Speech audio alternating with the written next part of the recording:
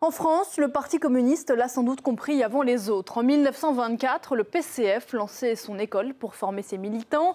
Parmi ses élèves, Georges Marchais ou encore Maurice Thorez. Un siècle plus tard, les partis ont changé de nom, mais la méthode est la même. France Insoumise, Front National, En Marche, les formations politiques veulent former leurs militants à leurs idées et aux actions de terrain. À l'école du parti, c'est le focus d'aujourd'hui. Il est signé Karina Chabour et Ludovic Defoucauld. Engagez-vous sur le terrain et n'ayez surtout pas peur de vous tromper. Et sachez qu'avec un peu de bienveillance, on doit pouvoir s'en sortir. Donc encore une fois, bravo à toutes et à tous. Bon week-end de séminaire. Et puis surtout, sachez qu'en comptant les uns sur les autres, vous devrez y arriver sans aucune difficulté. Merci. Ces 25 marcheurs n'ont aucune expérience politique, mais une envie de s'engager derrière Emmanuel Macron. Choisis pour leur projet local et citoyen, pendant 6 mois, le parti va les aider à le réaliser. Et on est également accompagné par 4 facilitateurs. C'est leur deuxième séminaire. Ils vont apprendre à convaincre et à rassembler en mode brainstorming. Pour les encadrer, un coach d'entreprise.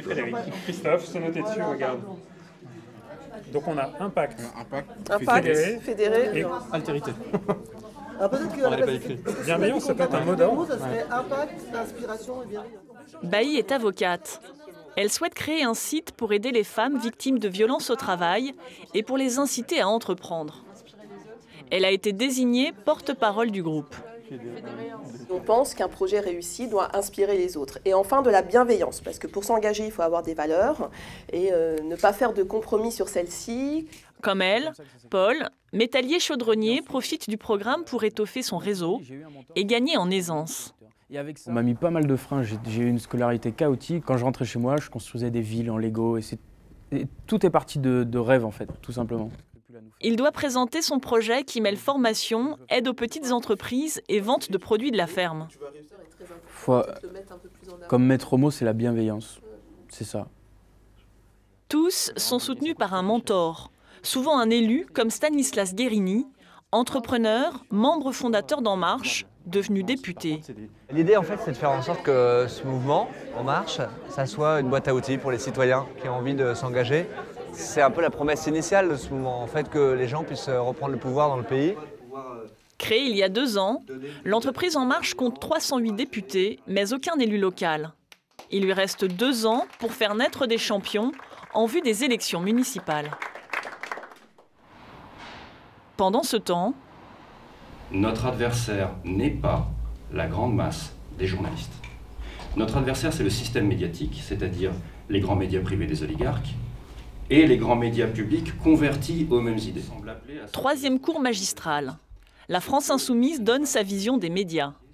Pour l'introduire, Thomas Guénolé. En août dernier, le politologue a rallié le parti de Jean-Luc Mélenchon. Le responsable de la communication numérique du parti cible également les groupes publics administrés par des personnalités politiques et dénonce une dépendance financière et éditoriale des grands médias. Parmi les 10 premières fortunes de France, on observe qu'au moins 6 ont investi dans les médias, lesquels Arnaud, Bettencourt, Dassault, Drahi, Niel et Pinault. On a donc globalement un paysage dans les médias publics qui est très très lié au monde politique et dont on doute qu'il puisse assurer un contre-pouvoir réel. La leçon s'adresse aux militants, sympathisants, mais aussi aux journalistes via les réseaux sociaux. Le cours, c'est aussi clarifier notre analyse vis-à-vis des journalistes eux-mêmes pour qu'ils comprennent bien que notre problème, c'est le système médiatique et c'est la caste contrôlant les médias. Et ce n'est pas la grande masse des journalistes, nous sommes de leur côté puisque la plupart d'entre eux, ce sont en réalité des précaires et des exploités. Une école et un parti favorable aux journalistes, mais opposé aux grands actionnaires et soucieux d'indépendance. Mais lorsque l'on soulève le lien entre la France Insoumise et le Média, site d'information marqué à gauche, qui a connu une série de départs au sein de sa rédaction, il y a beaucoup de personnalités qui sont liées à la France Insoumise, qui interviennent régulièrement dans ce média. Qu'il y ait des journalistes qui soient engagés, oui, et ce n'est pas forcément un problème, à partir du moment où le média affirme une logique éditoriale qui est de porter une ligne progressiste, humaniste, sociale, écologique. Aucune affiliation partisane entre le média et la France Insoumise, réfute Antoine Léaumont.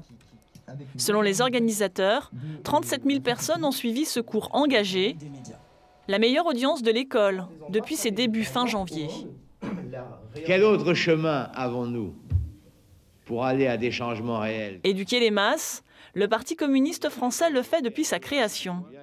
Dès 1924, il se dote d'une école pour ses cadres et ses militants.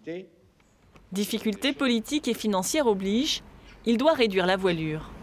En 2004, le centre de Draveil est vendu à une fondation.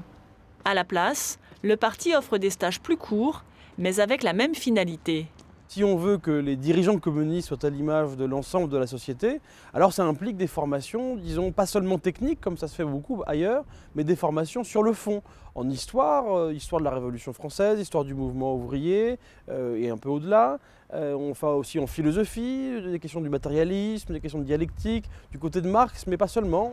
Conscient de s'être fait doubler par les nouveaux mouvements, le Parti communiste, comme tous les partis traditionnels, entendent se rattraper.